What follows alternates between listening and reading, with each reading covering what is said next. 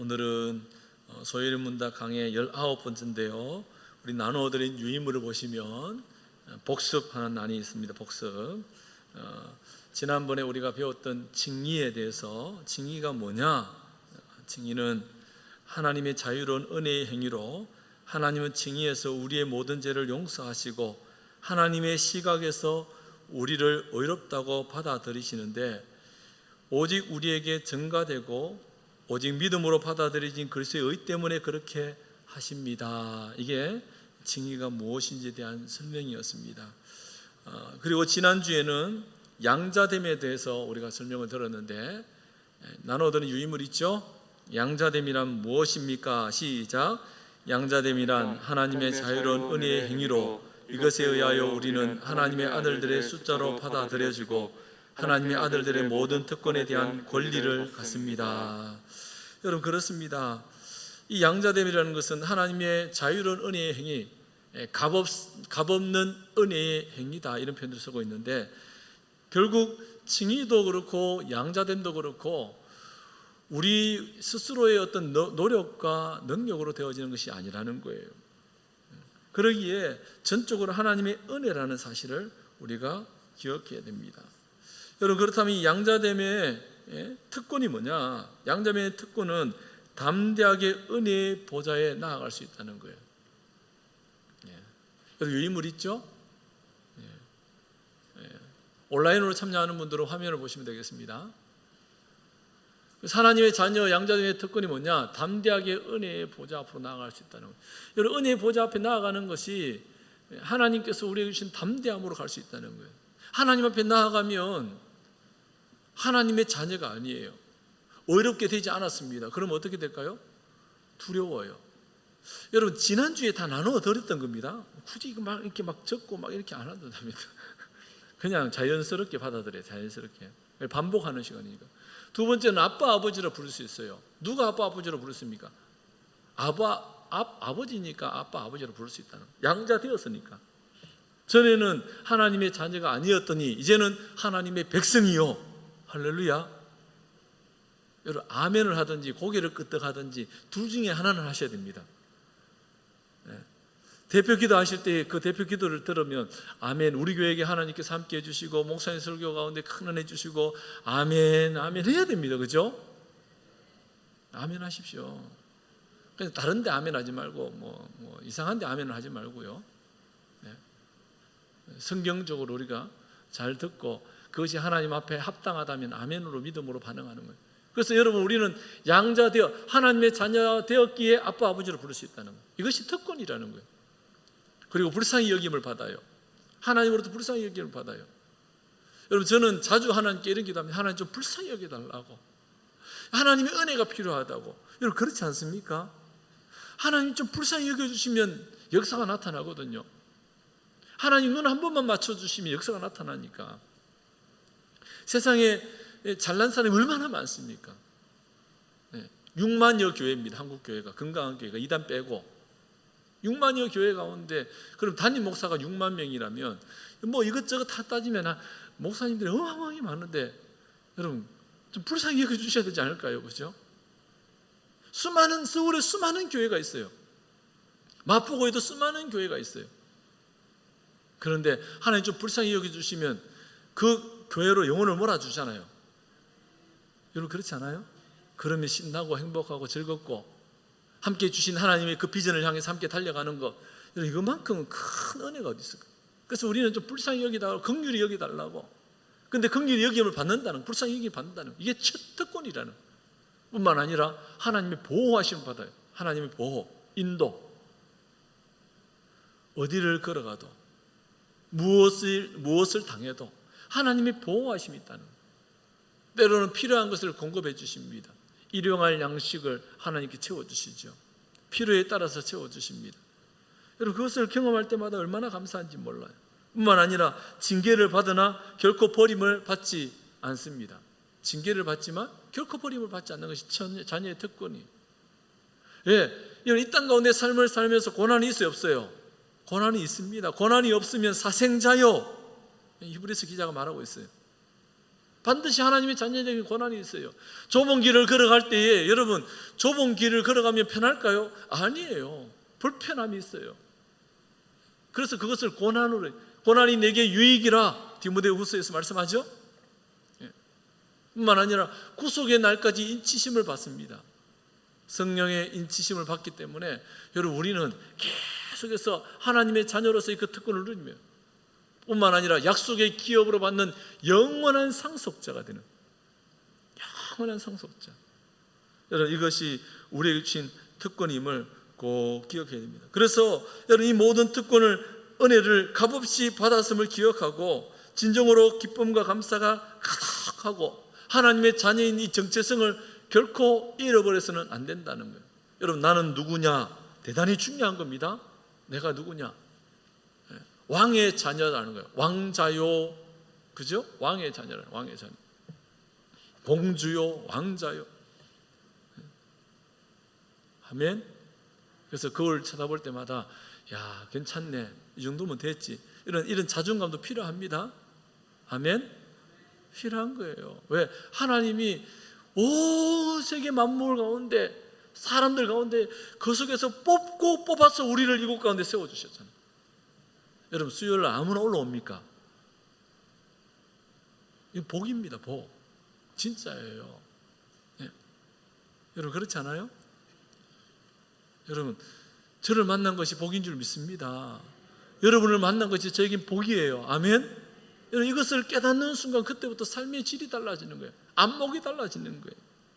누구랑 함께 하느냐, 굉장히 중요한 거거든요. 여러분, 그런 귀한 은혜가 저와 여러분이 있음을 꼭 믿고 확신할 수 있기를 원합니다. 오늘은 효과적인 부르심 여러 가지 유익 중에 마지막 성화에 대한 부분인데, 여러분, 성화란 무엇인가? 성화란 무엇일까요? 시작. 성화란 하나님의 자유로운 은혜의 사역으로 이것에 의하여 우리는 하나님의 형상을 따라 전인격에 걸쳐 새롭게 되고, 죄에 있어서는 점점 더 죽게 되고, 그리고 의에 있어서는 점점 더 살게 됩니다.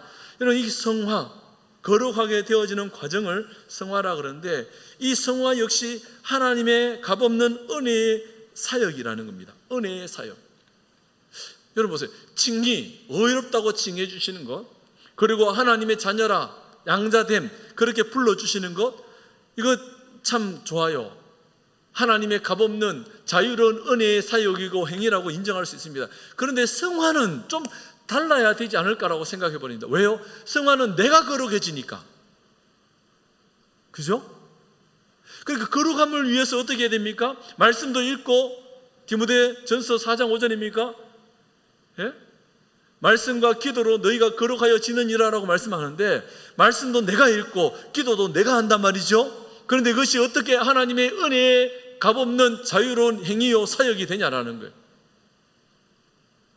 우리의 의가 들어가야 되는 거 아닌가, 이렇게 생각해 버릴 수 있다는 겁니다.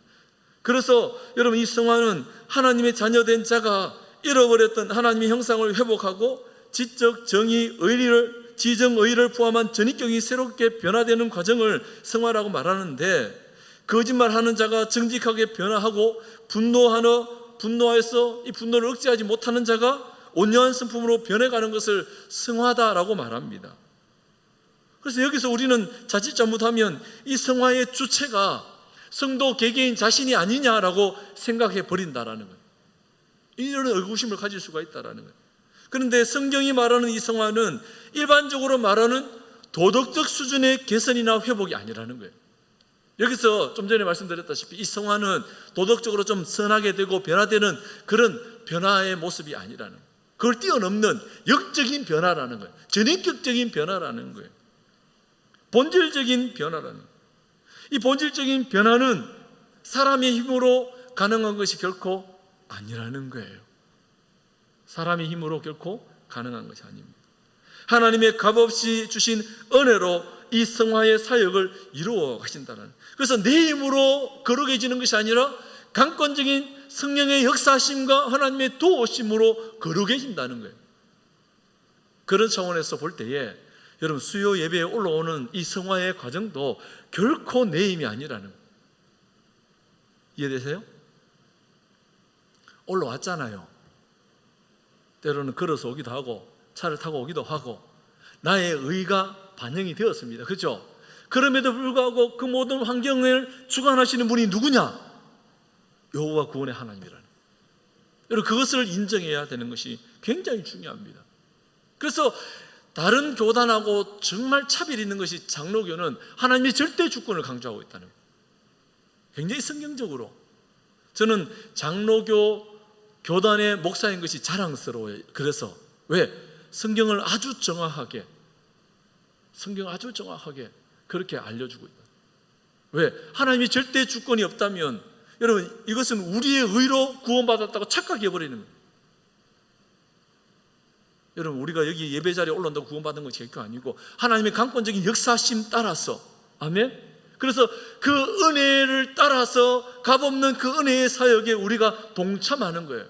받은 은혜와 그 감격에 사랑하고 섬기고 예배자의 삶을 살고 오늘도 말씀을 읽으면서 하나님의 감동과 감격을 느끼고 그렇게 살아가는 거예요.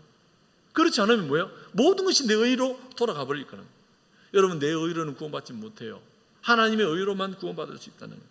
그래서 하나님은 이 성화의 사역에 성도, 신자를 포함시키고 있다는, 성도, 신자를 포함시키는데 하나님은 이 신자의, 성도의 인격을 사용하셔서 성화에 참여케 하신다는, 이것을 자유의지라고 표현하기도 하는데, 여러분, 우리의 자유의지가 포함되었다고 해서 내 힘, 내 의가 다 들어가는 것이 결코 아니라는 거예요. 하나님의 구원의 길을 다 만들어 놓으셨어요. 그렇죠? 예수님 십자가에 죽으셨습니다. 그리고 부활하셨어요. 아멘? 그것을 받아들이는 것, 그것이 어떻게 의가 됐냐는 거예요. 이미 예수님께서 십자가에 죽으시고 부활하시는 것은 예수님이 다 하셨는데, 이해되세요? 지금 무슨 말씀 드리는 거지? 그래서 자기 의라고 말할 수 없다는 거예요. 성화의 과정에 우리의 의지를 포함시켜 주시지만 여러분, 이것은 자유로운 은혜의 사역이요 값없이 주시는 은혜의 사역인 것을 우리는 기억해야 합니다. 그래서 이 땅에서 효과적 부르심에 대한 이 유익이 뭐냐? 칭의, 그리고 양자됨, 성화, 이 세 가지인데, 칭의와 양자됨은 여러분 유해물에 보시면 단시간에 이루어진 일이라고 표현합니다. 단시간. 그러니까 칭의와 양자됨은 단시간에 이루어지는 일이라면, 이 성화는 워크로서 장시간에 걸쳐서 진행되는 일이라는, 이런 일인데 급속하게 이루어진 일과 계속 장시간적으로 이루어져야 될 일이 있다는 거죠.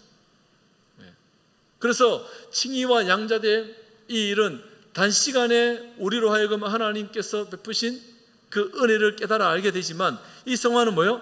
장시간으로 계속해서 성령의 도우심과 역사하심으로 변화되어져 가는 과정의 일이라는 거예요. 성화는 다시 말해 인생 전체에 걸쳐서 이루어가는 그런 과정입니다. 인생 전체에 하나님이 주도적으로 성도가 거룩하게 변화해 가도록 주도해 가신다는 거예요. 온 우주 만물이 하나님의 섭리 속에 운행되어 가는 것을 우리는 인정해야 됩니다. 이것이 하나님의 절대 주권이요 섭리라는 것. 자, 그렇다면 왜 성화가 우리에게 필요하냐? 성화의 필요성. 왜 성화가 필요하냐? 우리가 의롭다함을 받았고 이미 구원받았다면, 보세요, 이미 구원받았다면 성화가 필요하냐? 이미 구원받는데 무슨 성화가 필요해? 이렇게 생각해 버린단 말이죠. 예? 사람들은 구원받았기 때문에 아무렇게나 살아도 되지 않을까? 이미 구원받았는데 뭘? 이렇게 생각해 버리고 있다는 거예요. 그런 의구심을 가지죠. 아무렇게나 구원받았으니까 아무렇게나 살아도 돼, 이렇게 생각하는 그 사람들이 있어요. 그래서 많은 유혹에 빠져버립니다. 어느 이단에요? 구원파. 지난주 금요 성령 집회 때 살펴봤던 구원파, 그래, 구원파. 그래서 거듭남의 비밀 이러면서 막 들어보라, 와 보라 하면서 가르치. 당신 언제 구원받았느냐? 다 생일이 있는데 왜 당신은 생일이 없냐? 뭐 이러면서 막 그런다고요. 여러분, 우리 인생을 한번 돌아봐요. 우리 인생 한번 돌아보십시오. 여러분, 구원받은 백성이 새롭게 태어나는 게 있어요. 새롭게 태어나요. 새롭게 태어났다 그래요. born again, 그렇죠? 새롭게 태어났다 그래요. 여러분, 우리 인생을 돌아보면 결혼해서 아이를 낳아요. 아이를 낳았습니다. 새 생명을 주셨어요. 땡입니까? 아니죠. 자라야 되잖아요. 그 생명이 자랄 때 진정한 생명이 있는 거 아니에요? 화초도 마찬가지고 식물도 마찬가지예요. 자라야지 싹이 나고, 싹이 나야 꽃이 피고, 꽃이 피어야 열매를 맺죠. 그런 과정이 필요하다는, 그 과정이. 그것은 바로 성화의 과정인 거예요. 그냥 아이를 낳았다가 끝이 아니라 성장의 과정이 필요한 거예요. 성화는 바로 이 성장을 성장의 과정이 있어야 한다는 거예요. 성화의 필요성은 뭐냐? 바로 성장이요 자람이라는, 성장이요 자람이에요. 여러분, 처음 예수님을 믿었던 그 순간 어떻습니까? 감격이 있죠. 너무너무 행복하잖아요. 기억나시죠? 예수님 처음 격적으로 연습했을 때, 야, 이것이 구원이구나. 그런데 내 모습은 어때요? 여전히 추하잖아요. 여전히 죄 가운데 있었잖아요. 마치 이 표현이 좀 맞을지 모르겠습니다만, 마치 친구들과 함께 놀이터에서 계속 놀다가 때 묻은 그 옷을 입고 그 저녁 때 엄마의 그 소리에 부르심을 받아서 집으로 들어갔을 때에 어때요? 집은 참 안도함이 있고 평안함이 있고, 해가 저물었지만 이제 오늘 평안함이 있고 이제 엄마 아빠가 나와 함께 하니까. 그런데 뭐예요? 여전히 내 모습은 뭐예요? 옷이 더러워져 있는 상태라는 거예요. 그럼 어떻게 돼요? 빨아야 하겠죠. 씻어내야 되겠죠. 닦아내야 되겠죠. 그 과정이 필요하다는 거예요. 성화는 바로 그러한 과정이에요. 그래서 여러분, 처음 예수님 믿었지만 여전히 옛 죄성을 가지고 있다는 거예요. 죄의 본성을 가지고 있다는 거예요. 그래서 남아있는 거예요. 죄된 습관이 남아있고 언어적 죄의 습관도 남아있어요. 하지만 예수님 믿고 변화되어져 가면 삶도 바뀌고 행동도 바뀌고 언어도 바뀌잖아요. 그게 성화의 과정이라는 거예요. 히브리서 5장 13절 14절 말씀인데요, 같이 한번 더 읽어볼까요? 시작. 이는 젖을 먹는 자마다 어린아이니 의의 말씀을 경험하지 못한 자요 단단한 음식은 장성한 자의 것이니 그들은 지각을 사용함으로 연단을 받아 선악을 분별하는 자들이니라. 아멘. 젖을 먹는 자마다 어린아이래요. 의의 말씀을 경험하지 못한 자라는 거예요. 단단한 음식은 장성한 자의 것이랍니다. 그러니까 뭐예요? 자라가야만 단단한 음식을 먹을 수 있다는 거예요. 에베소서 4장 13절 말씀 읽어볼까요? 시작. 우리가 다 하나님의 아들을 믿는 것과 아는 일에 하나가 되어 온전한 사람을 이루어 그리스도의 장성한 분량이 충만한 데까지 이르리니, 뭐예요? 자라가야 하는 거예요. 아는 것과 믿는 것이 하나가 되는 거예요. 처음에는 뭐예요? 믿는 것으로 충만합니다. 그런데 점점 알아가야 합니다. 그것이 일치되어져야지 되는 거죠. 골로새서 1장 10절에 말씀합니다. 주께 합당하게 행하여 범사에 기쁘시게 하고 모든 선한 일에 열매를 맺게 하시며 하나님을 아는 것에 자라게 하시고. 여러분, 자람이 반드시 필요하다는 거예요. 그것이 바로 성화의 과정이라는, 이것은 하나님의 은혜로운 사역이요 값없이 우리에게 주신 행위라는 거예요. 그렇다면 어떻게 자라가야 하느냐? 하나님의 형상을 따라 전 인격에 걸쳐서 새롭게 변화되어야 합니다. 여러분, 신자가 된다는 것, 성도가 된다는 것, 그것은 바로 잃어버린 하나님의 형상을 회복하는 겁니다. 그리스도인이 되면 당연히 참된 지식과 의와 거룩이 무엇인지를 알게 되고 이것을 갖추기 위해 노력하게 됩니다. 여러분, 다시 말해서 예수 믿는 참된 신앙인이라면 이것이 옳은 일인지 나쁜 일인지 분별력이 생기기 시작한다는 거예요. 이것이 하나님이 기뻐하시는 일인지 싫어하는 일인지 깨달아 알게 된다는 거예요. 하나님의 말씀을 읽으면 읽을수록 하나님의 마음이 어떠한지를 깨닫게 되는 거예요. 그래서 늘 자기 중심이 아니라 하나님 중심적으로 생각하고 바라보고 그렇게 행동하게 되어 있다라는 거예요. 성도의 삶의 변화가 일어나 다른 사람이 옆에서 보기에도 보통 사람과 다르다는 느낌을 받게 돼요. 아, 저 사람은 다르네. 여러분 그렇지 않아요? 예수님 믿었어요. 신앙생활에 교회 다녀요. 그런데 1년이 되고 10년이 되고 20년이 됐는데 오히려 과거보다 지금이 더 못해요. 그러면 그분은 제대로 된 신앙인이라고 말할 수 없다라는 거 아니겠어요? 여러분의 삶은 어떻습니까?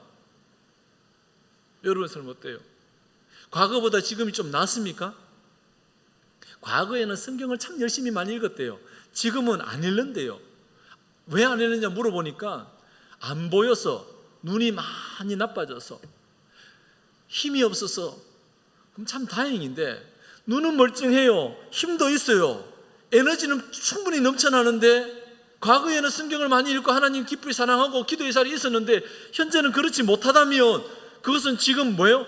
병들었거나 신앙에 병이 들었거나 아니면 과거의 그 신앙적 행위가 자기 만족에 취해서 살아온 행위이거나 아니면 제대로 예수님을 인격적으로 만나지 못했거나 그 중에 하나 아닐까요? 여러분 그러기에 날마다 우리는 우리의 자신의 신앙을 점검해 보아야만 합니다. 말에도 행동에도 돌아봐야 돼요. 이런 설교하면 참 부담스러워요. 아내가 저 뒤에 앉아 있거든요. 굉장히 부담스럽겠죠, 그죠? 목사님은 변화되어 가고 있느냐 궁금하거든요. 성도는 굉장히 궁금하거든요. 여보 좀 변화되었나요? 왜 웃지요? 부부가 앉아 계신 분들이 계시는데요. 예? 옆 사람한테 안 물어봐도 돼요. 다 알아요. 딱 보면 알아요, 몰라요? 알지요. 더 기가 막힌 것은 여러분 보세요. 성도끼리도 알아요. 성도끼리도. 저분이 5년 전의 신앙과 지금의 신앙이 달라지고 성숙해졌는지를 안다니까. 잘하지 않는다면 뭔가가 잘못됐다는 거예요. 그러면 다시 뭐예요? 돌이켜야 되는 거예요. 그것이 회개라는 거예요. 회개에 합당한 열매를 맺으라고 성경은 끊임없이 우리에게 강조해 주는 이유가 뭐냐? 우리는 자꾸만 죄성을 가지고 있어서 돌아갈 회귀 본능이 있습니다. 마치 연호도 아닌데 고향으로 돌아가려고. 우리 고향이 어딜까요? 죄. 우리의 본향은 천국이어야 되는데 천국에 들어가려면 죄 없는 상태, 거룩한 상태가 되어야 되는데 그래서 칭이 의롭다고 칭해 주셨고 하나님의 자녀로 삼아 주셨는데 성화의 과정이 반드시 필요하다라고 성경은 말씀해 주고 있는 거 아닐까요? 그래서 이것이 함께 이루어져야만이 진정한 구원받은 하나님의 백성이 되는 거 아니겠어요? 이거 하나라도 제대로 받아들이지 않는다면 그것이 잘못된 성경관 아니겠어요? 그래서 이 요리문답이 중요하다고 말씀드리는 거예요. 칭이 의롭게 된 거는 중요해. 그것만 믿어. 양자됨을 믿지 않아요. 결국 거기서부터 이단이 나오기 시작하는 거예요. 다른 게 아니고. 성화의 목표는요, 한번 따라합니다. 내적인 인격적 변화다. 인격적인 변화다. 여러분, 외적인 변화가 아니에요.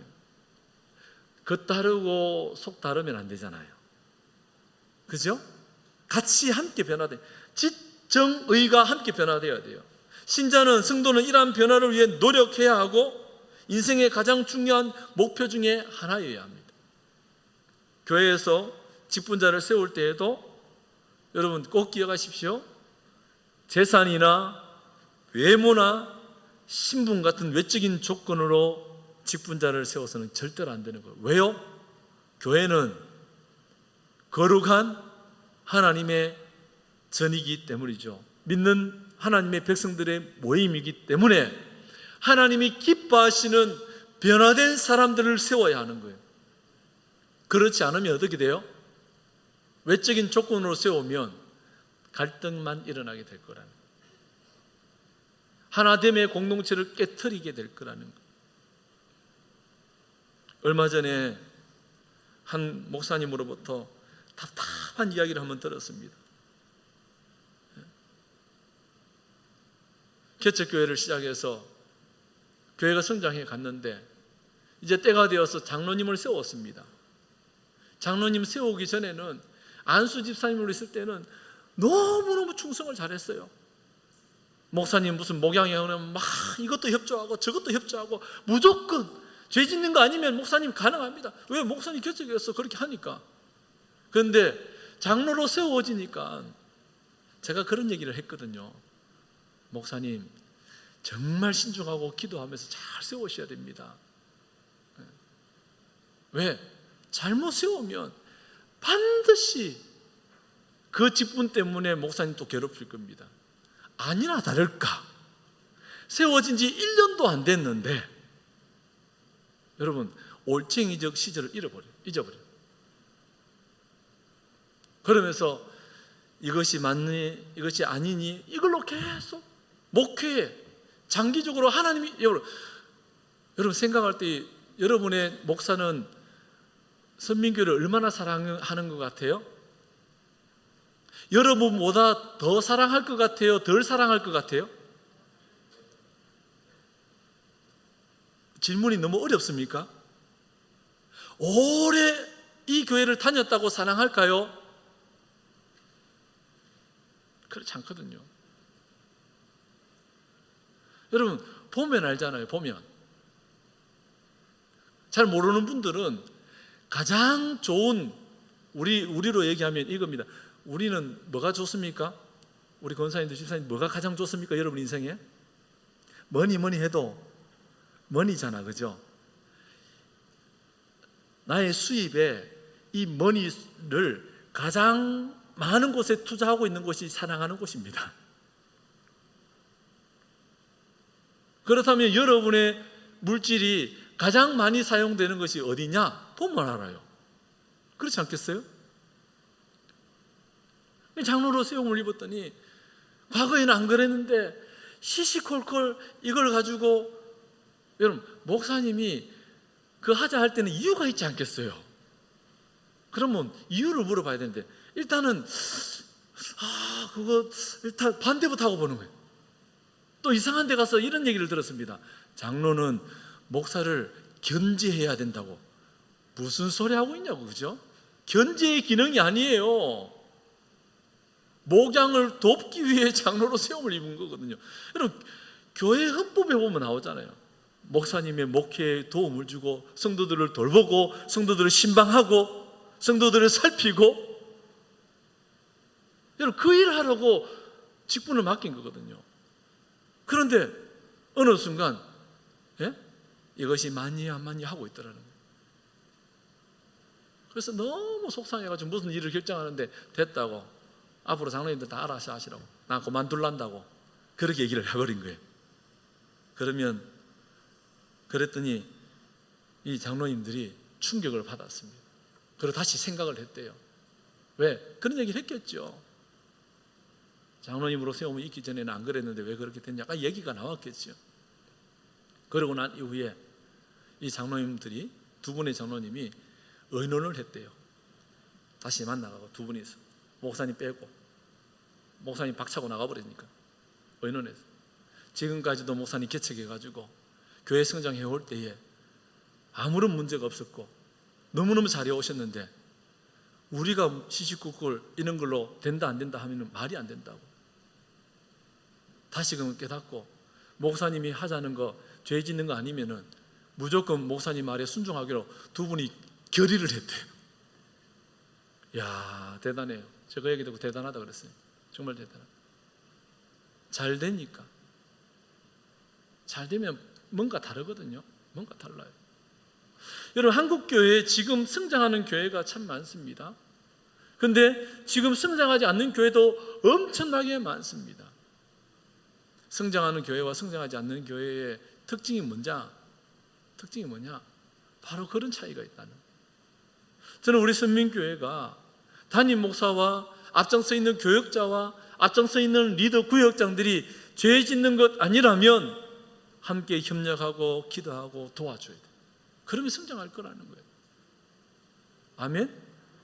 여러분 그러기 위해서 반드시 우리에게 필요한 것이 뭐냐? 인격적 변화가 일어나야 한다는 거예요. 인격적 변화가. 말에도 인격적 변화가 일어나요. 여러분 저도 이렇게 푹 하면 예전에 가졌던 그 언어들이 툭 튀어나올 때 그 상처를 주고 아픔을 줄 때가 있잖아요.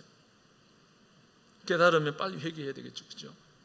성화는 인격적 변화를 가져오는 것임을 잊지 말아야 합니다. 아멘. 로마서 6장 12절을 같이 한번 읽어볼까요? 시작.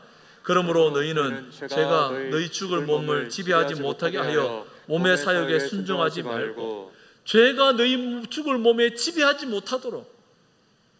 여러분, 가인 하나님께서 아담과 하와의 그 가정에 자녀를 주십니다. 가인을 낳고 난 뒤에 얼마나 기뻤는지 득남했다, 아들 낳았다고 행복해합니다. 그리고 둘째를 낳았습니다. 아벨을 낳았어요. 그죠? 가인은 농사하는 자였고 양이 아니고 아벨은 양을 치는 자였는데, 둘 다 하나님 앞에 번제를 드립니다. 한마디로 예배를 드린 거죠. 그런데 가인과 그의 제물은 받지 않으시고 아벨과 그의 제물은 받으시니까 가인이 몹시 화가 나서 분노하고 있습니다. 그때 하나님께서 가인에게 뭐라고 얘기하냐면 죄를 다스리라고. 죄가 너를 원하나 너는 죄를 다스릴지니라라고 말씀해 주셨습니다. 그런데 어느 날 들에 있을 때에 아벨이 오니까 아벨을 쳐 죽여버렸던 거예요. 여러분, 로마서 6장 12절에 이 말씀 보면 너희는 죄가 너희 죽을 몸을 지배하지 못하게 하여 몸의 사욕에 순종하지 말고라고 말합니다. 여러분, 이것은 성령의 도우심으로 가능하다, 불가능하다, 가능하다는 것을 말씀해 주고 있는 거예요. 죄가 너를 원하나 너는 죄를 다스릴지니라 라고 말씀해 줍니다. 끊임없이 우리에게 욕심이 다가오지만 그것이 욕심인 줄 안다 모른다? 안다라는 거죠. 그죠? 그러기에 여러분, 우리는 끊임없이 죄의 사욕에 순종하지 않고 의에 순종하는 믿음의 사람이어야 한다는 거예요. 데살로니가전서 5장 23절에 이렇게 말씀합니다. 시작. 평강의 하나님이 친히 너희를 온전히 거룩하게 하시고 또 너희의 온 영과 몸과 몸이 우리 주 예수 그리스도께서 강림하실 때까지 흠없게 보존되기를 원하노라. 너희를 온전히 거룩하게 하시는 그 하나님께서 흠없이 보존되기를 원하고 계시기, 그러기에 오늘도 우리는 거룩함을 이 거룩함을 지켜내야 하는 거죠. 고린도전서 6장 20절을 말씀합니다. 시작. 값으로 산 것이 되었으니 그런즉 너희 몸으로 하나님께 영광을 돌리라. 여러분, 우리는 얼마짜리냐? 여러분, 우리의 몸이 얼마짜리냐? 예수님짜리라는 거예요. 1,000원짜리 물건을 1,000원짜리로 1,000원짜리 물건을 삽니다. 10,000원짜리로 10,000원짜리 물건을 사요. 우리는 어떻게 값으로 지불되어서 사신 바 되었습니까? 예수님이 친히 십자가에 죽으심으로 그 값으로 우리가 사신 바 되었기에 여러분, 우리는 엄청나다는 거예요. 이사야 선지자의 고백을 통하면 보배롭고 존귀한 자라는 거예요. 하나님의 눈에 넣어도 아프지 않을 정도로 그렇게 보배롭고 귀중한 존재라는 거예요. 소중한 사람이라는 거예요. 함부로 해서는 안 될 사람들이라는 거예요. 옆 사람에게 보면 이렇게 인사하십시다. 그동안 함부로 해서 죄송합니다. 그동안 함부로 해서 죄송합니다. 여러분, 그렇지 않아요? 함부로 할 때가 많잖아요. 함부로 할 때가요. 친하다고 좀 함부로 하고, 부부끼리도 마찬가지입니다. 부부끼리도. 여보, 미안합니다. 그래서 날마다 미안하다, 죄송하다, 용서해 주라. 여러분, 이 고백이 있는 가정은 잘 되는 가정 아니겠어요? 잘 되는 가정. 고린도후서 5장 17절입니다. 시작. 그런즉 누구든지 그리스도 안에 있으면 새로운 피조물이라. 이전 것은 지나갔으니 보라 새 것이 되었도다. 그리스도 안에 있다면 새로운 피조물이죠. 새 것이 되었습니다. 헌짝처럼 살 수는 없는, 새롭게 살아야 되지 않겠어요? 새롭게 되었는데 여전히 옛 죄성을 가지고 살아가고 있다면 잘못된 거라는 거예요. 그걸 빨리 돌이키는 거예요. 여러분, 몸은 영혼이 거하는 기관이에요. 지정의가 변하면 이로 인해 좋은 습관과 밝은 정서가 물리적인 변화와 함께 건강한 변화가 따라오게 되는 겁니다. 아멘. 성경에서 몸은 물리적인 외적인 모습과 인격까지 포함하는 통전적인 개념으로 이 몸을 보고 있어요. 그런가 하면 이 성화는 죄에 대해서는 점점 더 죽게 되고 의에 있어서는 점점 더 살게 되는 것이 성화다라고 말합니다. 죄에 대해서는 점점 더 죽게 된다는 것은 뭐냐? 죽게 된다는 것은 죄를 멀리한다는 의미예요. 반대로 의에 있어서 점점 살게 된다는 것은 의에 대해서 더욱 힘을 발휘하게 돼요. 의롭게 되기 위해서 더 노력하는, 하나님이 기뻐하시는 일을 가까이 한다는 그런 의미예요. 사도 바울은 그런 의미에서 나는 날마다 죽노라라고 고백했습니다. 왜요? 사도 바울 왜 그렇게 고백합니까? 죄가 엄습해오는 거예요. 육의 생각이 막 와. 그래서 로마서에 보니까 영의 생각과 육의 생각이 날마다 충돌하는 거예요. 그때마다 옛 죄의 본성이 생각나는 거예요. 왜 안 나겠습니까? 여러분, 그때마다 죄의 본성을 내려놓고 영을 따라서 하나님이 기뻐하시는 그런 모습으로, 그래서 죄에 대해서는 날마다 죽어야 우리의 영이 살아난다는 거예요. 로마서 6장 4절과 5절에 이렇게 말씀합니다. 같이 읽습니다. 그러므로 우리가 그의 죽으심과 합하여 세례를 받음으로 그와 함께 장사되었나니 이는 아버지의 영광으로 말미암아 그리스도를 죽은 자 가운데서 살리신과 같이 우리로 또한 새 생명 가운데 행하게 하려 함이라. 만일 우리가 그의 죽으심과 같은 모양으로 연합한 자가 되었으면 또한 그의 부활과 같은 모양으로 연합한 자도 되리라. 아멘. 로마서 6장 4절에 보니까 그의 죽으심과 합하여 세례를 받음으로 그와 함께 장사되었다라고 말합니다. 그의 죽으심과 합하여 세례를 받았는데, 여기서 이 세례는 킹 제임스 버전에는 침례로 번역하고 있습니다. 그런데 여러분, 약식 세례를 받았다고 새롭게 침례를 받아야 합니까? 장로교 교단은 그것을 받지 않습니다. 한 번 세례를 받는 것으로 충분하다는 거예요. 예?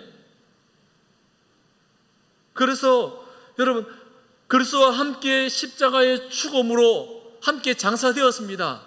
다시 죽을 필요가 있어요, 없어요? 없습니다. 그래서 두 번 세례를 안 받아요. 이해되세요? 두 번 세례를 받아야 된다, 꼭 당신은 침례를 받아야 된다 라고 얘기하는 데가 있다면 여러분, 그 교단으로 가면 됩니다. 왜 여기서 교회를 흔들고 괴롭히고 성도들을 미혹합니까? 예? 우리 교단에서 가르쳐주는 장로교 교단과 그 법에 따라서 여러분, 그 질서를 따라서 순종해야 되지 않을까요? 로마에 가면 로마의 법을 따라야 하는 거예요. 장로교에 와가지고 왜 침례교를 왜 찾습니까? 순복음을 왜 찾아요? 그래서 교회를 혼란케 한다는 자체가 뭐예요? 이단적 행위라는 거예요. 그래서 잘못했다고 인정해야 되는데 잘못했다고 인정은 안 하고 딴소리 하고 있으니 얼마나 안타까워요. 여러분, 정신 똑바로 차리세요. 그래서 예? 이상한 데 가가지고 뭘 배울 생각도 하지 마세요. 예? 정말 답답해요. 그죠? 성경은 아주 명확하게 말하고 있어요. 킹 제임스 버전만이 하나님의 말씀이라고 주장하는 이단도 있습니다. 그러니까 여러분, 우리는 잘 모르거든요. 여러분, 목회자들도 잘 몰라요. 그래서 잘 찾아봐야 돼요. 한국에 있는 여러분, 이단으로 판명이 난 이단만 수천 개예요. 수천 개. 다 못 찾아냅니다. 이것이 맞나 모른다 정도로. 그러기에 우리는 정신 바짝 차려서 뭐예요? 하나님의 말씀을 읽고 듣고 묵상하고 날마다 성령의 도우심을 구하는 것이 중요하다는 거예요. 로마서 6장 11절에 이렇게 말씀합니다. 이와 같이 너희도 너희 자신을 죄에 대하여는 죽은 자요 그래서 예수 안에서 하나님께 대하여 살아있는 자로 여길지어다. 죄에 대해서 뭐예요? 죽은 자. 그래서 예수 안에서 하나님께 대하여 살아있는 자. 하나님이 여러분 살인하라 그럽니까? 하나님이 폭행하라 그래요? 하나님이 목사님을 모함하라 그럽니까?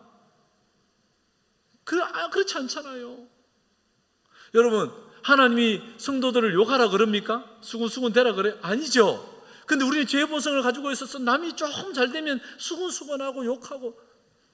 여러분, 깨달아지면 회개해야 되는 거예요. 그래서 죄에 대해서는 날마다 죽어야 되고 의에 대해서는 날마다 살아가는 것, 이것이 성화의 과정이라는 거예요. 끊임없이 거룩함을 향한 발버둥, 몸부림이 우리 가운데 있어야 하는. 갈라디아서 2장 19절에 이렇게 말씀합니다. 내가 율법으로 말미암아 율법에 대하여 죽었나니 이는 하나님에 대하여 살려 함이라. 율법에 대해서 죽어버렸대요. 하나님에 대하여 살려고. 여러분, 율법은 죄를 깨닫게 하지만 은혜는요 살리잖아요. 은혜는. 그래서 은혜가 앞서야 되는 거예요. 은혜가 앞서야 되는 거예요. 율법의 기능은 죄를 깨닫게 하는 기능이에요. 정죄함으로 돌이키게 하는 기능일 뿐이에요. 율법은 구원받을 수 없습니다. 아멘.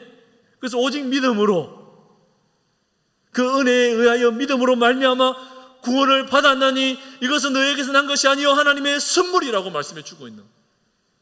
골로새서 2장 12절에 말씀합니다. 너희가 세례로 그리스도와 함께 장사되고 또 죽은 자들 가운데서 그를 일으키신 하나님의 역사를 믿음으로 말미암아 그 안에서 함께 일으키심을 받았느니라. 아멘. 세례로 그리스도와 함께 장사되고 죽은 자들 가운데 그를 일으키신 하나님의 역사를 믿음으로 말미암아 함께 일으키심 받았다. 그러므로 날마다 뭐예요? 죄에 대해서는 죽어가요. 골로새서 3장 1절과 2절 같이 읽습니다. 시작. 그러므로 너희가 그리스도와 함께 다시 살리심을 받았으면 위의 것을 찾으라. 거기는 그리스도께서 하나님 우편에 앉아 계시느니라. 위의 것을 생각하고 땅의 것을 생각하지 말라. 여러분, 위의 것과 땅의 것이 아주 분명하잖아요. 그렇지 않아요? 이것을 잘 모른다 그럼 어린아이와 같은 거예요. 여러분, 조금만 신앙생활해도 위의 것이 뭐고 땅의 것이 뭔지를 다 알죠. 그렇다면 칭의와 성화의 차이점은 뭐냐? 칭의는 죄책을 제거하는 것이 칭의다. 즉 다시 말해서 죄인이었는데 의인이 되었다 하는 것은 뭐예요? 죄책을 제거해버리니까 칭의, 의롭게 되었다라고 칭의해 주는 거예요. 성화는 뭐예요? 전 속성의 부패를 제거하는 거예요. 그래서 전인격적인 변화가 계속해서 일어나서 우리의 부패를 뭐예요? 조금씩 계속해서 제거해 나가야 되는 거예요. 마치 여러분 처음에는 물 속에 여러분 보세요. 아주 맑은 물에 어릴 때 먹물로 한 방울씩 떨어뜨려 본 적 있어요? 있죠, 그죠? 컵이나 그 학교에 그 실험실에서 해봤잖아요. 먹물로 이렇게 요오드액을 떨어뜨리잖아요. 한 방울씩 까만 거 먹물도. 처음에는 맑은 물에 한 방울 떨어뜨리면 별로 까매지지 않습니다. 다시. 그런데 한 방울, 두 방울, 세 방울 계속 떨어뜨리면 나중에 어떻게 해요? 그 물이 새카맣게 변화되겠죠. 반대로 새카만 물 속에 맑은 물을 한 방울, 두 방울, 세 방울 떨어뜨리면 어떻게 될 거예요? 처음에는 까만 물이 그대로 있을 거예요. 그러나 계속해서 떨어지면요, 이 물이 점점 맑아지죠. 그럼에도 불구하고 그 물은 여전히 뭐예요? 오염되어 있죠. 완벽하게 정화된 물이라고 말할 수 있을까요? 없습니다. 그래서 이 성화는 이 땅에서의 과정이지만 완벽한 변화, 완전한 거룩함이라고 말할 수 없는, 여러분 꼭 기억해요. 그래서 신자는, 성도는 완전한 성화에 이룰 수 있는가? 라는 질문을 할 수 있어요. 신자는 완전한 성화에 이룰 수 있냐? 불가능하다. 100%의 거룩한 몸으로 변화되는 것, 이 땅에서 불가능하다.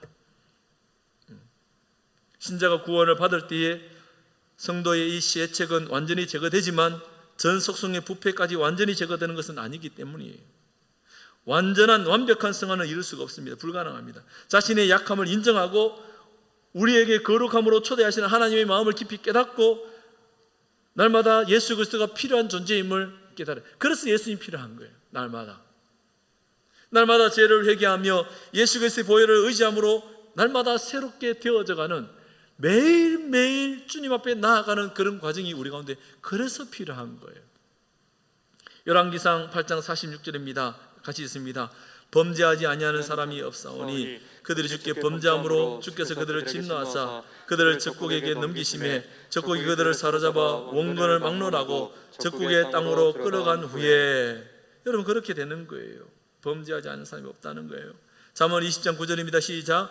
내가 내 마음을 정하게 하였다, 내 죄를 깨끗게 하였다 할 자가 누구냐? 없는 거죠. 없어요. 전도서 7장 20절입니다. 시작. 선을 행하고 전혀 죄를 범하지 아니하는 의인은 세상에 없기 때문이로다. 그래서 우리는 예수 그리스도의 보혈로 깨끗함을 받은 의인이지 그 죄인 된 의인이라는 거예요. 이걸 꼭 기억하셔야 돼요. 여전히 의인으로 칭의, 의롭다함을 받았지만 뭐예요? 죄 본성이 꾸물텅꾸물텅거리고 있는 그런 본성이 우리 가운데 있다는 거예요. 그래서 날마다 주님이 필요한 존재라는 거예요. 이사야서 64장 6절에 이렇게 말씀합니다. 무릇 우리는 다 부정한 자 같아서 우리의 의는 다 더러운 옷 같으며 우리는 다 잎사귀같이 시들므로 우리의 죄악이 바람같이 우리를 몰아가나이다. 그래서 예수님 필요한 거 아니겠어요? 로마서 3장 10절에서 12절에 말씀합니다. 기록된 바 의인은 없나니 하나도 없으며 깨닫는 자도 없고 하나님을 찾는 자도 없고 다 치우쳐 함께 무익하게 되고 선을 행하는 자가 없나니 하나도 없는 것이 우리의 인생의 모습이라는 거예요. 인정하지 않을 수가 없어요. 로마서 7장 18절에 내 속 곧 내 육신에 선한 것이 거하지 아니하는 줄을 아노니 원함은 내게 있으나 선을 행하는 것은 없노라. 날마다 죄의 자리에 거하는 것이 우리의 모습이라는 거예요. 오호라 이 공고한 사람이로다. 누가 이 사망의 몸에서 나를 구원하랴. 이것이 사도 바울의 고백 아닐까요? 그토록이나 주님과 함께 동행했던 사울임에도 불구하고 오호라 나는 공고한 사람이로다. 이 죄로부터 자유함이 없어서 육신의 몸을 입고 있으니 늘 그렇다는 거예요. 갈라디아서 2장 11절 12절입니다. 게바가 안디옥에 이르렀을 때에 책망받을 일이 있기로 내가 그를 대면하여 책망하였노라. 야고보에게서 온 형제 어떤 이들이 이르기 전에 게바가 이방인과 함께 먹다가 그들이 오매 그가 할례자들을 두려워했더나 물러가며 뭐예요? 어느 날 베드로가 이 게바가 이방인들과 함께 밥을 먹어요. 구별해서 먹어야 되는데 그러니까 할례 받았던 사람들이 막 오니까 뭐예요? 야 큰일 났다 두려워서 도망쳐 갔던 적이 있다는 걸린 거예요. 여전히 죄의 습성을 가지고 있는 거예요. 우리 성도들 가운데 그런 모습들이 있을 수 있잖아요. 그렇죠? 그때마다 우리는 누가 필요하다? 예수님 필요하다라고 그렇게 믿고 확신해야 됩니다. 말씀을 맺습니다. 성화는 하나님의 자유로운 은혜의 사역으로 하나님의 형상을 따라 전 인격에 걸쳐서 새롭게 되는 거예요. 인격에 걸쳐서 새롭게 되어져라. 죄에 대해서는 점점 더 죽고 의에 있어서는 점점 더 살게 되는 그 과정, 그것이 성화이기에 여러분 오늘도 우리는 하나님의 또 오심이 필요하다는 사실을 꼭 기억하시고 매 순간순간 정말 하나님의 자녀임을 잊지 않고 여러분 신명기의 말씀처럼 기억하라. 애굽의 종되었던 것을 기억하라. 오늘 이 시대를 향하여서 너희가 과거 예수님 믿기 전에 죄인 되었던 것들을 기억하고 이제 하나님의 자녀가 되었으니 변화된 삶으로 초대하는 그 하나님의 초대에 기쁨으로 응하고 걸어감을 지켜내므로 하나님의 기쁨이 되는 우리 모든 성도님들 될 수 있기를 간절히 소망합니다. 여러분 유인물에 보면 맨 밑에 말씀이 적어놨습니다. 같이 읽습니다. 시작. 말씀 구절을 반드시 찾아서 성경책에 즐겁게 하셔요. 오늘 숙제가 많습니다. 유인물에 많이 있는데 오늘 다 읽어드렸는데 여러분 굉장히 중요한 말씀들이 참 많았죠. 그죠? 성경이 어떠한 말씀을 우리에게 가르쳐주고 있는지 다 보여줍니다. 여러분 이 하나님의 부르심에 의롭게 되었고 하나님의 자녀가 되었어요. 양자 되었어요. 그리고 이제 성화, 전인격적 변화가 우리 가운데 일어나야 합니다. 여러분 아직 우리는 여전히 죄성을 가지고 있기 때문에 주님이 필요한 존재임을 깨닫고 우리의 인격이 변화되도록 하나님의 도움을 구하고 그렇게 날마다 그렇게 세워져 갈 수 있기를 예수님의 이름으로 축원합니다.